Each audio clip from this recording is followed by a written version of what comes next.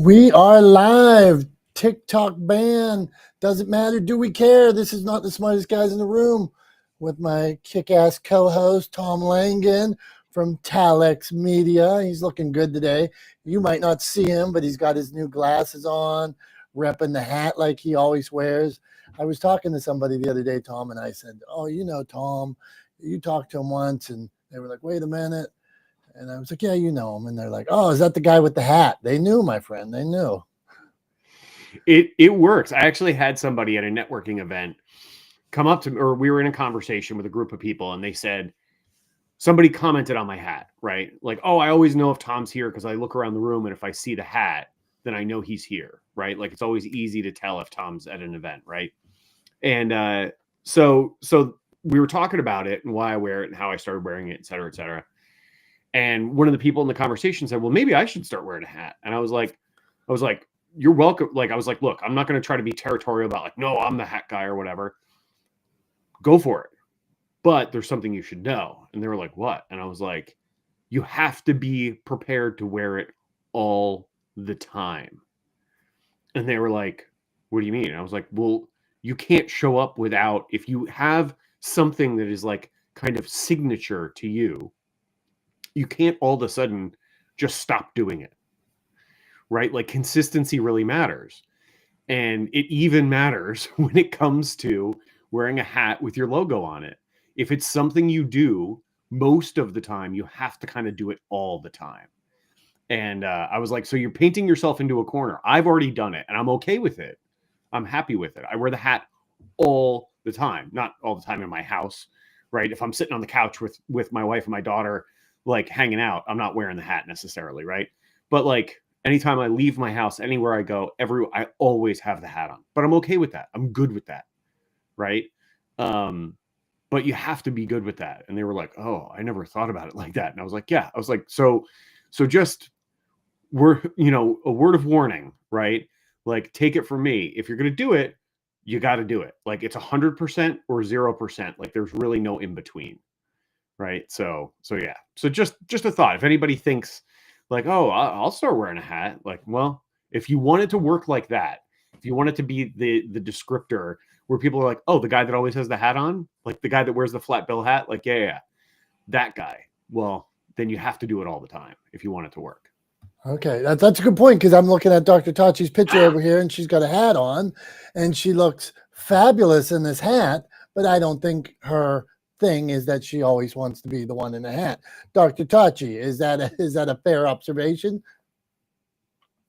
Good morning. It's kind of fair. Hats are kind of my thing, to the point that I wanted to develop a hat line. Ah, that is a good idea. Yeah. So hats are kind of my thing. I love a product. We're going to talk TikTok today. We're going to talk about getting banned, but we like to get off track real quick. So I love a product that is on mission with what you do, but unique to what you do as well. So like, I host this show, Bikes and Hikes, and me and my friend go off in the woods and things like that and like explore on and off the trails. I've looked at bug spray 1,000 times, like, where I'm like, because we've thought, well, what product, like bug spray that was like off, or like, we just couldn't think of a name that would, like, because me and him are kind of goofy, so we were kind of thinking of like some weird name for this bug spray or something like that. So, but a hat's on mission with what you do, but not that far, right on line. So I like the idea of a hat line. Anybody else think Dr. Tachi should start a hat line? In the comments, yes. That's where we're at with the hat line. Okay, so this is not the smartest guys in the room. Welcome. Because of each of you, me and Tom, as he would say, continue to not be the smartest guys. So thank you for being here. So we will start. I posted today, Tom, on TikTok. It could be one of my last posts on TikTok. I don't know that I care, or maybe I do care, because I thought it was pretty easy for me. The app is pretty easy to edit. Like, I thought it was better than Instagram edit-wise. That's why I liked it. I believe in Jack Welch, first to market.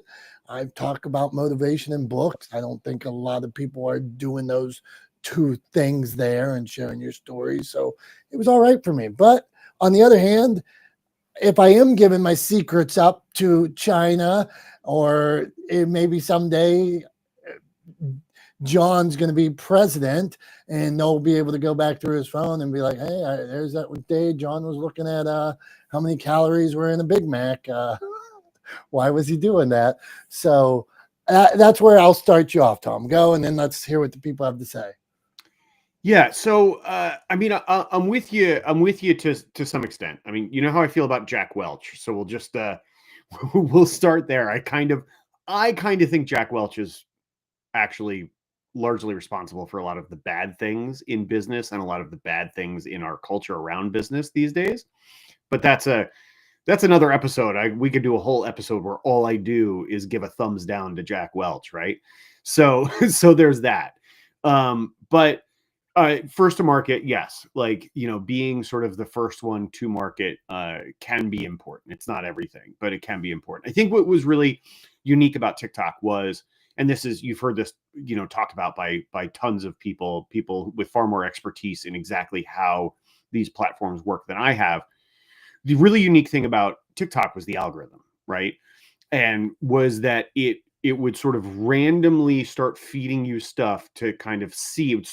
It in essence would just throw a lot of stuff at the wall and then see what kind of stuck, what you watched most, what you listened to most, and would sort of custom curate your feed for you, right? Based on your behavior on the app, right?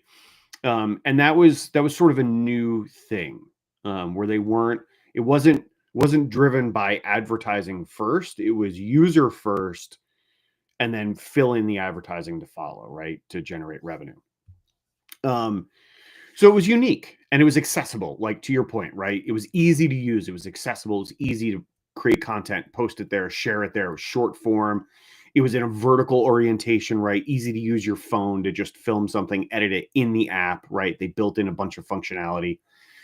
So it was a really unique, interesting app. I think the place where we found ourselves, I should say, is not unique to TikTok, right? This is something that we see with Meta, for example, right now as well, is we've got these social media businesses, these companies, these platforms that are so big with so many users and an economy built around usership of the platform. They are sort of getting to the place where, and I'll use a phrase that has stirred a lot of controversy in the past. They're kind of too big to fail, right? We've let these platforms get so big and hold such sway, right, over our daily lives, including for a lot of people, how they earn an income, that if the platform fails, there are real economic consequences to TikTok being banned, right? And so, like, the platform itself, I don't really care if it lives or dies, right? I don't care if TikTok is here today and gone tomorrow. Personally, I don't earn my living on it, but there are a lot of people for whom there are real world economic consequences to banning TikTok. And so I think for that reason, we should really take a really hard look at. I think the ban was sort of rushed. I don't know all the ins and outs, but then again, neither does anyone outside of Congress really, about why they chose to pass this law. But I know that it was sort of rushed through, attached to another bill. So it wasn't really, never stood on its own. It was never voted for independent of a budget resolution, which it was included in. So, I feel like it was rushed into, and I think like it would be good overall to pump the brakes and look at ways to, at a minimum, if we have to ban TikTok, if it turns out that factually it actually is in our national security interest to ban TikTok, right? Okay, let's assume that that's true. Then let's pump the brakes and let's figure out how to do it in a way that lessens the economic impact and the negative impact on American citizens, right? If we're going to ban it in this country, then let's think about the people who depend on it and how we can help mitigate the repercussions of that action on them. So like that's my only real concern about banning TikTok, is that there are a lot of people, and it like estimates are in the millions of people who earn a significant amount of their income, not 100% or not all of their income, but a significant amount of income, enough that it would negatively impact them off of the platform. So yeah, I mean, I don't know. Like, I don't personally care one way or the other. If TikTok were to disappear right now, I'd be fine. My life would be pretty much exactly like it is right now. I'd still be just some knucklehead on the internet talking to my buddy Dom and a bunch of other brilliant people. I'm not the smartest guys in the room, right? My life would not change materially in any way. But for a lot of people, I think it would have some real impact. And for those people, I empathize. And I think we should pump the brakes, right? Like, I don't want to see a lot of people, suffer for a decision that was ill-conceived or not clearly thought out or not clearly explained. I think, if you're going to take away someone's income, they have a right to know why. So that's trying to approach it with empathy. But yeah, to be perfectly honest, I don't really care personally, but for other people, I definitely empathize, and I want to pump the brakes. Okay, let's get into the juice. So there's so many angles to this and so many weird things about it. Like if you're mad that it's a Chinese company, well, then I hear that there's clothing companies and other companies that we're giving data to. Why aren't they banned? What makes this one unique? But maybe, like you're saying, maybe they are doing something weird. I don't know that to be the case. It is weird.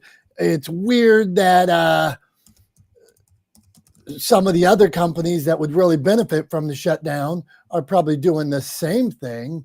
And we know they're doing the same thing. They are in and getting every piece of our data, listening into our phone, and they're two of the top richest people in America and sitting by the president at the next inauguration or whatever. They invited to front row. Meta and Elon are invited to the front row of the inauguration, running the same kind of business. But it's an American-based business, but it's more intrusive. We know that. Don't forget about Tim Apple. Yeah. Or his real name, Tim Cook. If you're not Trump and you can actually remember that his last name is not Apple, it's Cook. And that's not a political thing. It is just, it's interesting that these people get such access, but it is the same basic model. And so Dr. Tachi, we're talking all things TikTok here. Ban doesn't matter. I see you around. So what's your thoughts? And then let's get to Jason, Dave, Brian, John, Debbie, Brandon, anybody listening, put your thoughts on LinkedIn. Do you care? Do you not? On Twitch, wherever you're at today. We appreciate you hanging out with us, but go on, Dr. Tachi. This is so multi-layered. I agree with Tom in the sense that this does affect a number of people who use this as their livelihood. So I feel it was rushed. It's very interesting how you can't get in basic legislation, but in 2 days you can get this type of rubbish through. Very interesting indeed. So I do feel it was rushed. I also am looking at a couple of things, or a few things. Number one, the parent company is ByteDance, and ByteDance also owns CapCut. So why is there a problem? I'm not even talking about the Sheins and the Temus, which could possibly also, as they say, pose a threat. Okay, I'm not even talking about that. I'm talking about another app that has the same parent company as TikTok. Why is that not on the chopping block? Why are you specifically looking at TikTok? So there's that, when there are other apps, because it's CapCut and one other that's owned by ByteDance that people use. Is it Lemonade? I can't remember. But Lemonade, CapCut, and it's supposed to go away. Yes, exactly. So thank you, John. So that to me is very strange, if not to say anything else. But I also look at this from another point of view. And I say this all the time. There should never be a time where your entire livelihood is tied up in somebody else's ability to cut the cord. It never should be. So the fact that all of your business is on TikTok for real, and what honestly, if we're looking at this in the world of business in general, offline, I don't know anybody who says, well, I'm going to put $2 million in COGS, and that's all we're selling, COGS. That's all we're doing. And you only have one way of doing things. They always tell you to diversify in business in general. So the fact that because this is somehow different, because it's some quote in quote, because this is social media, because this is the digital mediated world, now it's different. Now we can be in one, put all our eggs in one basket. And sorry to say, that's actually a very stupid and rubbish strategy. You should never do that. Number two, the fact that you have made your business on social media and now you have no other way to get at those customers. You haven't, some people probably have not created an email list. They don't have an app of their own. They don't have a website or anything that captures people's emails. So you have no way of getting to either customers and or followers / community members outside of that app. And I don't want to sound callous, but that's on you. At some point, I do feel for them, but at some point you have to say, guess what? I'm a social media person. I have decided to make YouTube or TikTok or, God forbid, Facebook, any of these things my main thing. Why am I using this as the only point of contact? It cannot be. You have to have a way to funnel these people elsewhere, because it's not about the platform, it's about the people. It's about you as an individual. There's a reason or something about you that these people connected with. You were the one that decided to make this the thing. Now, granted, I do understand that people are lazy, and to funnel them to someplace else is difficult. But the ones that care about you and not the platform will follow you into a volcano, and it won't be a problem. So I'm urging people that if this is your business strategy to use TikTok or whatever platform as a business, I hope you have a way to contact these people if this thing decides to go belly up, and that's anything. So my views are, to sum up again, that while I do feel for the individuals that will be affected by a TikTok ban, you also have to be responsible for your own business future. You are a brand, you are a business, even if you don't think you are. And so if it goes belly up and you lose all million something followers, that's on you, that you didn't find a way to keep them, because they're not trying to, it's not about you. You think they're not your friends. These platforms are not your friends. They need you in order to make advertising money, etc. But if they go belly up, they're not going to do anything to make it easier for you per se. So that's really on you, and that's where I'll rest. I mean, I think that's you made all great points there, Dr. Tachi. I think, I don't know. I believe that there's I 100% agree that you should not rely on a platform that you do not own, especially count on it as your sole source of income. I mean, that's just crazy, right? It makes no sense. Talk about putting all your eggs in one basket. I mean, it is the definition of that saying, right? Especially when you're putting all your eggs in a basket that someone else is carrying, right? Like, that's the thing, is you're not even putting all your eggs in a basket that you own, that you have control of. Somebody else is carrying that basket, and they could turn around and just throw it into the woods. And like, what are you going to do? Nothing. You can't do anything about it, right? So there's no recourse. I think that's a point very well made. If I were to try to understand why people would do that, I think it's because there has been this sense that, again, these organizations, these companies, these platforms are sort of quote unquote too big to fail, right? And that even with poor leadership, they still seem to survive for a period of time, right? I mean, like, you look at what used to be Twitter, and of course, it has, as a platform, gotten worse since Elon bought it. It has turned into a bit of a cesspool, right? Since they lifted community standards and since they stopped enforcing them, right, and made it into a bastion of free speech, which is basically just license for people to just be awful to each other, right? You know, but it's still around. It's still kicking, right? So people that had put all their eggs in that basket are still afloat to some extent. And so, you know, and like time after time, Meta is just dodging bullets, you know, left, right, and center. It makes you wonder, and I'm not a conspiracy theorist, right? But when you look at who stands to benefit the most from a TikTok ban, right? My number one answer is Meta, right? Probably in order, it's Meta and then Google would be my two suggestions, right? Google because they own YouTube, right? So what I wonder is when you look at the legislation itself, how the legislation came to Congress, who first proposed the idea of a TikTok ban, who wrote the legislation, right? Because there's a crazy loophole. I don't know if a lot of people know this, but there's a crazy loophole that actually a lot of legislation that gets passed is written by lobbyists for congressional offices who then bring it to the floor of Congress. So that's a thing. But anyway, I wouldn't be surprised to find out that lobbyists funded by probably primarily Meta and then maybe other lobbyists funded by Google sort of are the ones that pushed this through. And that's not a far-fetched conspiracy theory. I think that's kind of how business is done in Washington. But again, you know, you shouldn't put all your eggs in one basket. And I don't know. I'm a big believer in when you're wondering what the motivation is. A lot of times, the first thing you do is follow the money, right? And like in terms of financial gain, Meta stands to benefit the most, and I think Google stands to benefit second most.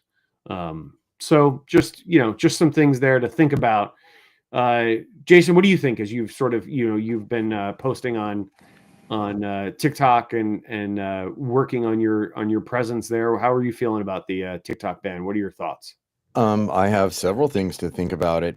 This is really, I can't really add too much more. You pretty much just said everything, really laying it out in the long run. However, what I'm more interested in historically, I'm more interested in the censorship that business has on our government to be able to tell us when, where, and the modes of what is considered national security. So just remember, in the 40s and 50s, you had McCarthyism, and Joseph McCarthy made up a list of companies, people, organizations that were considered a security threat to the United States. So when you look at the bill and you follow the TikTok ban bill, was it S.1143? When it looks at the language, like you said, if you follow the trail, then look at what happened with McCarthy. Okay, Joseph McCarthy was a senator from Wisconsin about to lose his seat, so he had to cause controversy, and people paid attention. They said, well, what is the Red Scare? What is my identity? Is my identity safe? So these are the same things. It's out of the playbook of history if you really look at it. And yes, I'm not going to be jumping ship to Red Note, and I'm not going to be just jumping back and forth to Meta or Google. I'm going to choose what best benefits me in the platforms that are available to me. But I did check out Red Note, and I can tell you there is, if you really notice right when you get in, you notice that they're coordinating you to get to understand Chinese culture. They want you to understand their ways and how they conduct business and their modes so that you can do what you do on TikTok over there. Hey, Jason, can I ask you something about this Red Note? Sure. Like, if it's owned by China, wouldn't everybody expect like the same results, that it'll just figure it out and move down the line 2 months later? That's an interesting question, Dom, because I mean, if you really think about it, you go to one platform and shifting to another, does that really resolve the problem? No, it doesn't. They're going to do what this symbolizes. This ban is much bigger than many Americans who are losing their sellership, which I think they have a right to recover for damages. And, do these legislatures even read the bill? Most of the time they don't. If I went up to any senator, in the Senate and saying, what do you think about Bill 117 and ask them about clause 3, more than likely, they're not going to be able to answer. But if you tell them, oh, it's a TikTok ban, well, I feel like it's protecting our country. Oh, in what aspects, and what can you relate to us, and what the debriefing you've gotten in closed chambers about TikTok that you can say. Like, if you're worried about spyware, here's the bottom line. Your device is a spyware 100% of the time. It's made in China. They're made in Korea. They're made in Japan. Guess what? They're not made here. So if you want to cry wolf, then you also have to look at the device and the other softwares that make all this work. It's political chess in business is what I see. So I'll just wrap up. I mean, I don't want to go on forever. Tom covered it just fine, but I think that I checked out Red Note. I'm not going to be producing for there. Sorry. I'm just not. I'll wait, because even they said it themselves. We have so many requests. The translation, we have to work on a whole grid of translation now, because it's all in Chinese. Your profile's written Chinese. You may have a English name on top, but everything, your commands are all in Chinese. They even tell you the rules and how they operate constantly. So yeah, no, sorry. And TikTok is not going down like we think it's going down so easily. So watch the political shifting of chess and see where people are really at. That's what I can best tell you. Good stuff, Jason. I like that political shifting. Yeah. That's a good way to put it. Okay, TikTok ban, doesn't matter. This is not the smartest guys in the room. New segment, Tom's Thumbs. Does he like it, yes or no? So at the end of the day, he has to give it a thumbs up or a thumbs down. So I'll frame the question, see if we can get we'll go and see what Tom thinks about it. Tom, college sports. There's national championships about to happen. There's students that get scholarships, students that couldn't pay for school otherwise, other than playing athletics, things like that. Now there are NIL deals, name, image, likeliness. What does Tom think about NIL deals? Is it good? Is it bad? Does it get thumbs up or thumbs down? Go on.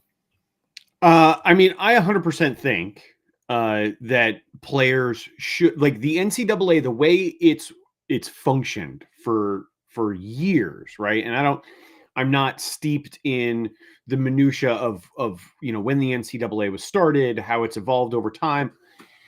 But for the longest time, for recent history anyway, they have essentially owned and usurped the rights to the name, image, and likeness of college athletes, right? And while doing so, have also simultaneously prohibited those same athletes from generating an income based on their own name, their own image, their own likeness, and their own skill set and abilities, right? So essentially they said, hey, you're amazing at this. You are incredibly good. You're one of the best people in the country at this thing, this sport, right? This athletic endeavor. We're going to make money off of it and you can't, right? And the NCAA was making literally billions of dollars off of not only usurping the rights to the name, likeness, and image of these college athletes, but then also simultaneously prohibiting them from doing the same on their own, right? From having endorsement deals, from earning an income based on their athletic prowess, based on their skill set. And I think that's BS. And it was BS that lasted far too long. That was allowed to continue for far too long. And it was allowed to continue for a long time, essentially because the people running the NCAA were, again, making billions of dollars off of the backs of these college athletes, and were unable, or were able to essentially force regulation and regulators to allow them to continue doing so, right? Basically, they had a big checkbook. They had deep pockets, and they were able to fund lobbying and legislation that kept restriction tamped down so that they could continue to rake in money off of the back of other people's work.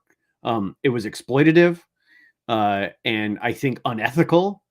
And I'm 100% in favor of and endorse you get a thumbs up for NCAA athletes being able to earn an income off of their likeness, their image, and their name. I think it's about time they were able to, and I'm glad that it's happening.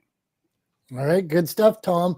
I will say I played Division III basketball, and while I was there, I had a job at Fridays. I used my likeliness to be the best server at TGI Fridays, although I did fail training and have to go to extra serving, but extra server training. I cried behind the dumpster that day. I was so sad.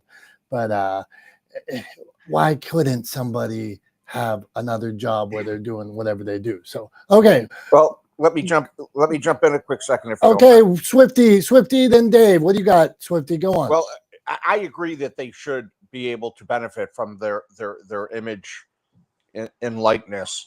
However, let's not forget that many of these athletes are getting a free $200,000 to $300,000 education. They're also getting hundreds of thousands of dollars in perks, from food to clothing. Some of them are getting vehicles. So these aren't poor kids just being taken advantage of. Now, maybe years ago they were, but in the last 20, 30 years, these athletes are getting... Brian, can I this is a good, you got me here, so I got to ask you, by what standard are they not being taken advantage of? Like Zion Williamson, that was producing, like people were buying Nikes like crazy, and Coach K was making millions off of his, because the shoes were, he determines Coach K of Duke determines the shoe deal. Zion's the reason people are buying the Nikes. So Zion might get a $300,000 education, or whatever you want to call it. If it's that much, maybe it's more. But Coach K made the millions. So is he not being taken advantage of? Because market value says he's worth more. If the market will bear it, like if Brian goes out and gets paid $100,000 to speak, are you not getting taken advantage of if you don't get market value for what you're worth, for what your image is worth, for what your efforts are worth? Well, you know what? If it wasn't for Coach K bringing them on the team and developing them, then he wouldn't be in the position he's in. And we seem to be shrugging off the fact that he's getting a $300,000 education at a premier school that is providing him the tools to go out and make millions of dollars when he is done with his contract to play for the school under those conditions. It's fair. I always like to talk to Brian about this kind of thing. You know, my biggest issue with it all along was, if, like, okay, even if within the school realms, you say, I can do this, I can do that. Okay.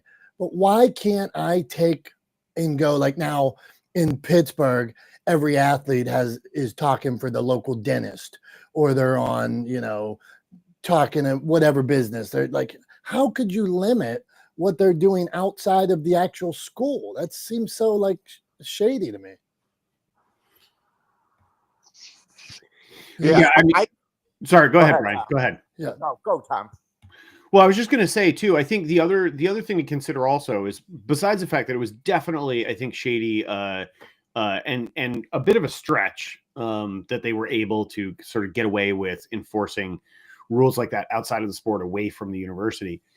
But to your point, Brian, I just wanted to address like the idea that, they're getting this education, right?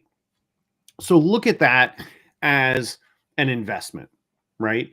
If you're investing a few $100,000, right, to $300,000, whatever, depending on the university, right? Investing a few $100,000 in this athlete, right? You offer them a free ride to go to this school, right? You provide them with the tools that they need to be able to keep their grades up and succeed in their studies at that school, right? Which includes tutors and stuff like that. So fine, you're investing maybe $200,000 or $300,000 in this student, but the return on that investment is massive, right? Those students that you're investing maybe for the entire team a few $1 million, right, in terms of tuition and room and board and tutors, et cetera, right? So say you're investing a few $1 million for that entire team, you're generating millions and millions and millions of dollars a year in revenue based on that. So I don't have the numbers in front of me. I don't know the numbers off the top of my head, but I'd be willing to bet that those numbers are very favorable for the universities, right? And very favorable for the brands that sponsor those universities. And that the athletes are essentially being shortchanged, that they are not getting, because without the athletes, it all evaporates, right? It all goes away. They are crucial to the business, right? And I think they should be compensated as crucial workers, right, within the business, because without them, the business disappears. It doesn't exist. So, Well, then, to your point, anybody who works for big pharmacy should be getting paid more, because big pharmacy, when they're making a EpiPen that honestly you can make for under $2 and selling it and wanting to sell it for 500 and making that kind of profit, and these executives, not just of big pharma, of places, are giving themselves 20-30 million dollar bonuses. Isn't it the same thing? They're benefiting from selling medication to us, and they're the ones and their workers are making it, and I'm sure the workers aren't being paid what they're being paid. It's just a hierarchy.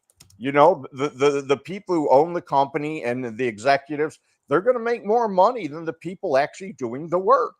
It's just it's a hierarchy. Well, and is that any less wrong than what's happening in college? I mean, look, I got two things to say, Brian. Do I think that generally speaking, workers are underpaid and executives are overpaid? Yes, I absolutely believe that.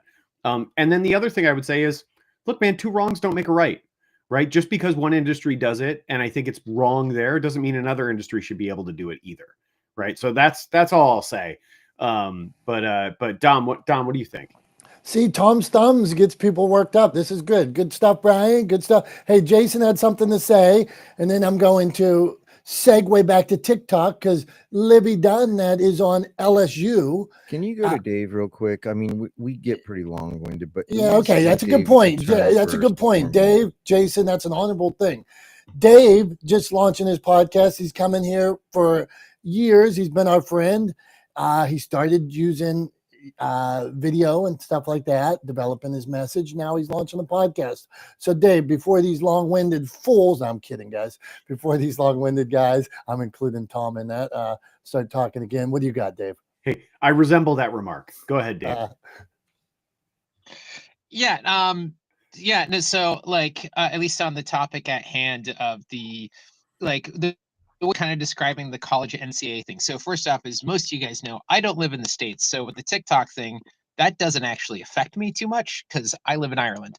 And then when you're talking about the NCAA kind of contracts and stuff like that, it reminds me of Dave, one thing. So sorry to interrupt. So are you saying it's not getting banned in Ireland, or you don't have it in Ireland? Which one is it? We have it in Ireland, but it's not getting banned. So that would fall under EU regulations. Okay, one more thing. See, once you get me, is it a big deal at all in Ireland? Is it like a common app that everybody uses, or no? Absolutely common app. So it's like anywhere else in the world, probably one of the biggest apps, that and probably Snapchat for like young people kind of in the area. I know like my fiance has younger siblings that are in their teens and early 20s, and they primarily only use like Snapchat and TikTok, Instagram for their parents, and like Facebook is cringe, to quote Hannah, the youngest one. But what I find interesting, right, is when you're talking about the NCAA thing about these kind of contracts, like it almost kind of reminded me of like kind of music contracts of like pop stars who get like or a band that gets to sign up with a record label, but they don't end up owning their own music anymore. They don't end up owning anything. So I always thought it was just an interesting correlation. And does profit mean the biggest driver of these of a university? What is the primary purpose of a university, right? Because even though there's even though there's sports, right? Like, what's the most primary thing of what a university should be focused on? Education.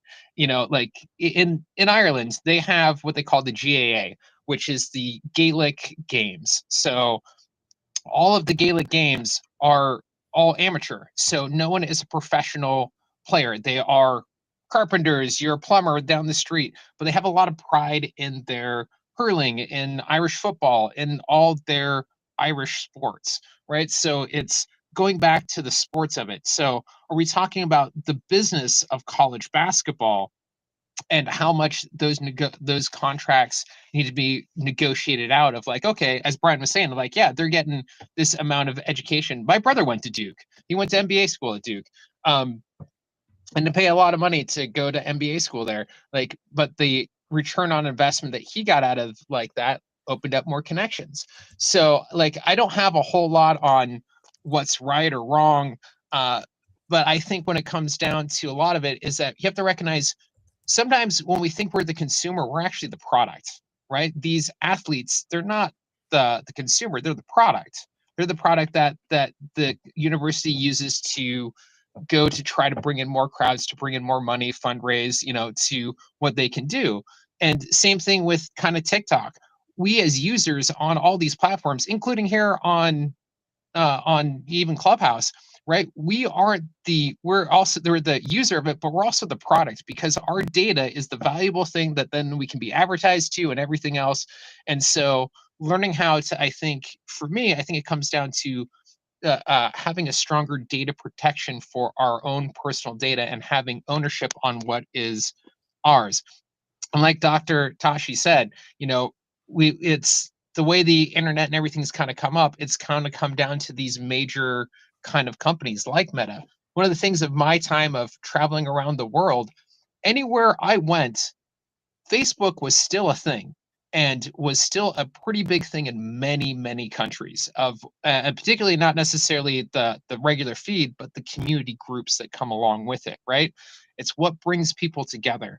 I don't really have any kind of good points here, as I'm kind of feel like I'm rambling now. No, you, But Dave, you're doing thank you to good. Jason for being so kind there to let me hop on first.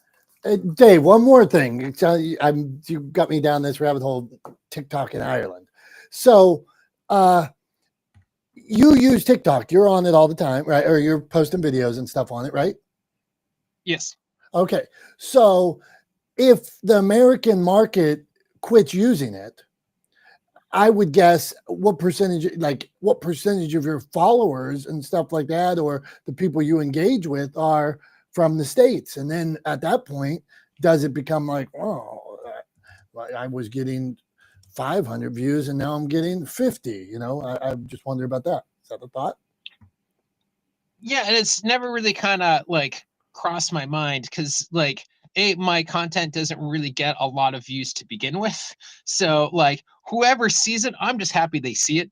Like, if they're, I get people from the US, I get people from whoever sees it. So for me, it's just about kind of throwing the blowhorn out there, throwing out my idea and seeing who it resonates with. If that market kind of shrinks because the US isn't involved, that means I just now focus on the markets that I can do, right? I can't focus on the things I can't control. I can't control Congress. I can't control any of you guys. I can't control anyone watching my videos, but I can control how I act and how I respond to situations. It does good stuff, man. Yeah, that's all I get. No, I'm good stuff. Appreciate you. And he is somebody doing it. He's been consistent with his content. So check out Dave. Go on. Not the smartest guys in the room. Jason, you were the gentleman. Let Dave speak because I was jumping out of order. So what do you got, Jason? Wrap us up on that subject. TikTok and the sporting complex, the college sporting complex, both intersect because it's what Dave said. It's the product, it's the vehicle, it's the information, and it's the attention. The most valuable thing in the world is our attention. Where your attention goes, energy flows, right? That could be esoteric speaking. but I'm not no dummy. Like Tom's mentioned before, I don't put all my eggs in one basket. I'm the magician. You want to come see the circus? Guess what? I will move somewhere else. I will deliberate somewhere else. Just same with college football. Here are the important questions that people do not ask of universities. Why is it that an athlete should benefit off of his name and his likeness? It's getting to that point where attention is so valuable.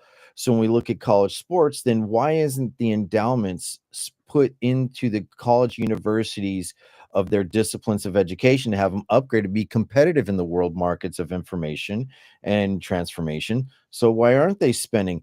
They build arenas like Roman arenas in ancient Rome, where people will flood a college campus and fill a stadium of 50,000 people on any given Sunday, or go into a basketball arena and have 10,000, 20,000 film and per ticket. If you ever paid for a floor seat on a court, in a prime college court like Duke, I'm sure you're going to spend more than $1,000, even mid-level. So what about the merchandise, the name? Why shouldn't you benefit from your likeness and even post university? Because let's face it, do they ever do the analysis of how many college athletes finish their college education? Say, if you went to Stanford, many of them don't graduate, don't finish with a degree, and don't benefit off of it. And many are poor after their professional career, if they even make the professional. So it's really monopolies of attention.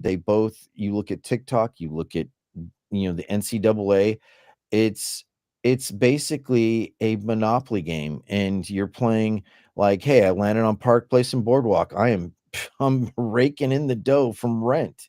So rent your attention out, but deliberate. You keep your hard copies yourself. And you know what? You're not always interesting. Not everybody on TikTok is interesting. I limit the people I follow. I like watching people put things together. Matter of fact, I'm making comments in your guys' TikTok and I'm sharing it. You know, you don't get attention unless you promote it and you make it work. So just like, I don't care if you go to a Facebook or not. That doesn't mean you're going to be successful. Doesn't mean you're going to gain. But if you're gambling, that's your assumption of your own risk. It's all speculative. You look at both platforms, the NCAA sports, college sports. Why isn't education of benefiting as a human being more important than seeing Johnny Manziel screw up after any given Sunday, go to the Cleveland Browns, screw his NFL career, and they get a documentary made about, hey, this is what a frat boy does, with some attention. So I mean, there you go, brother. All right, I'm rolling on here. All right, Jason, good stuff as always. We appreciate everybody for being here. All right, Dr. Tachi, we know your thoughts about media. We have not heard from you on NIL, and then we're doing show and tell. So what do you got on NIL? You could sell hats to them all, Dr. Tachi, branded hats. Go on. What do you got? I 100% agree with what everyone has said. I think that there's no way that you should be playing for free for a school. Never mind the fact that there's some sort of scholarship involved with it. And in fact, that was the excuse that many people used in terms of, oh, well, they are getting paid, they get a scholarship. Okay, that's not enough, not compared to the millions they're making. And I can think of another institution where the universities made a killing off of the backs of other people. It was called slavery. So this is just really like a neo slavery in a sense. And so the fact that they're just now getting to it, good, it's about time. But all the billions that have been made off of the backs of these people already. So now you're trying to pay, quote, reparations. And I'm like, this is not going to work. But I'm glad that they are finally looking at the fact that these young people should get paid if they're doing it, because the reality is you can't really work anyplace else. And you hear all these stories of athletes before that, they really didn't have any money. They're not necessarily coming from means. A lot of the people that are playing college athletics, so they didn't have any money, eating sometimes was problematic for them. And it was made to seem like they're living the life because they're college athletes. Well, no, not really, and not for most of them. And so there's so much of your time that is spent in athletics with teammates. It doesn't leave much time for anything else. So they couldn't work. It became really difficult for them. So I think this was a move that needed to be made, and there are lots of other moves that universities need to make as well, but this was a big one. Good stuff, Dr. Tachi. Appreciate you. We knew we'd have good thoughts on it. Dave's high-fiving you. Tom, I'm trying to get my camera on, but show and tell might be on you today if I can't get this back on. So how come I touch one thing and my camera just goes off and I can't get it back on? Plugged in? I think the bigger question is, why are you touching stuff? Look at the you can't look. If I move my arms, when I talk or something like that, maybe I bump something. Is that what happened? You bumped something? Yeah. For anybody listening right now, we lost Dom's camera feed. So see, you leave a kid to his toys and he's like, what does this do, Dad? That's right, Jason. All right, keep talking, Tom. I'm going to try to figure this out. Do your thing. Yeah, I mean, I think I think to Dr. Tachi's point, at the end of the day, like what we saw with the NCAA is monopolistic behavior, where they took advantage of their labor force, essentially, right? Which is what those athletes are to the NCAA, right? They're essentially their labor force. And you see an organization, a corporation, taking advantage of their labor, exploiting their labor, who often didn't have an out, right? You talk about when you look at it, they just don't have good alternatives, right? They don't have other good routes to take. And so you have somebody that doesn't have a better option anywhere else, right? Other than staying involved with the NCAA, right? And continuing to play on their team at their school. And you take advantage of that fact by exploiting their likeness, their name, and their image to generate millions and millions of dollars in income. So yeah, I mean, it's clearly, as Dr. Tachi said, it's almost it's kind of, I would almost liken it to indentured servitude, right? Because there is some, they are receiving some form of compensation in the form of like a scholarship and things like that. But again, like Dr. Tachi said, that doesn't necessarily put food on the table. Like there've been lots of stories of college athletes, surviving on ramen or the kindness of other people to put food on the table, right? Or to put a roof over their head, to have a place to live if they didn't have room and board covered as part of their tuition or part of their scholarship. So, yeah, I mean, it is in some ways, a little bit of a sort of microcosm of what we've seen in a lot of other places in terms of how businesses and organizations treat their customers or their clientele, right? Or the people that they depend on to earn their income. Dave, did you have something you wanted to add?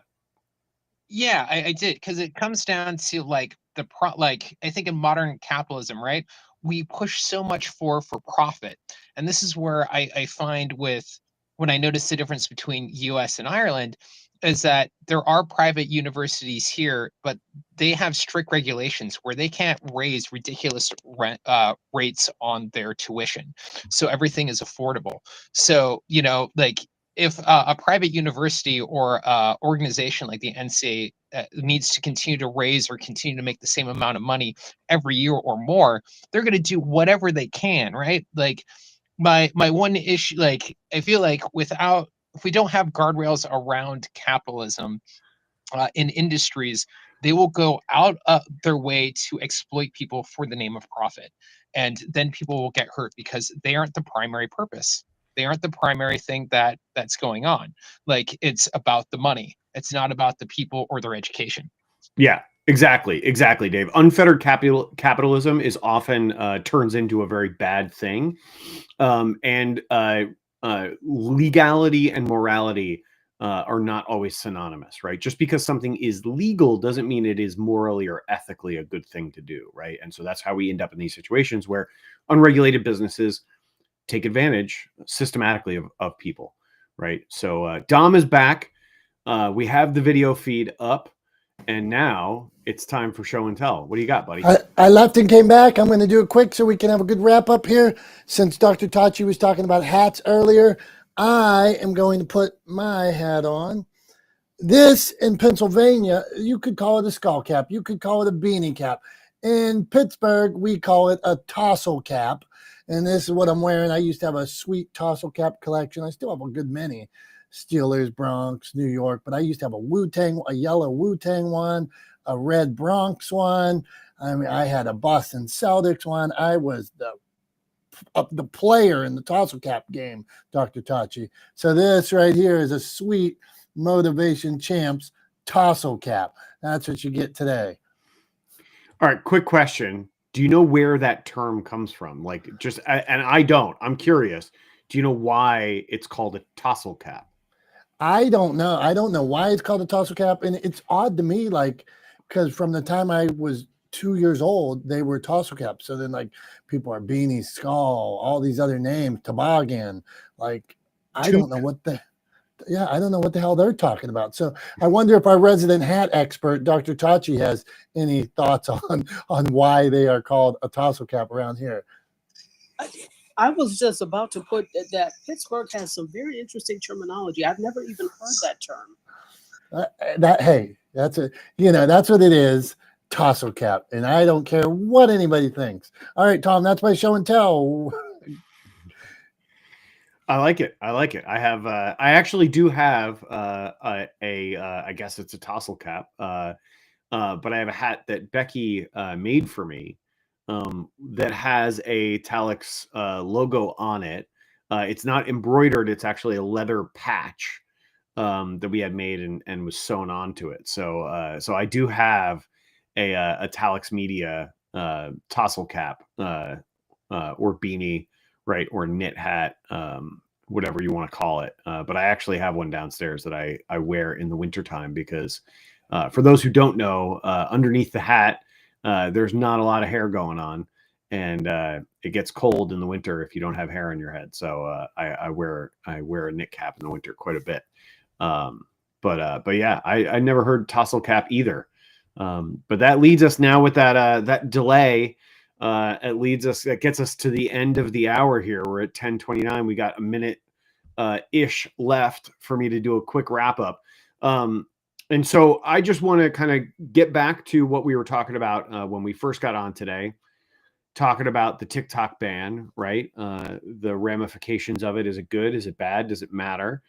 And I think when you kind of step back, right, and instead of sort of looking at it from ground level, jump up to like a 30,000 foot view, I think it's endemic of a bigger problem, of a broader problem that we have going on in business, in particular in the U.S.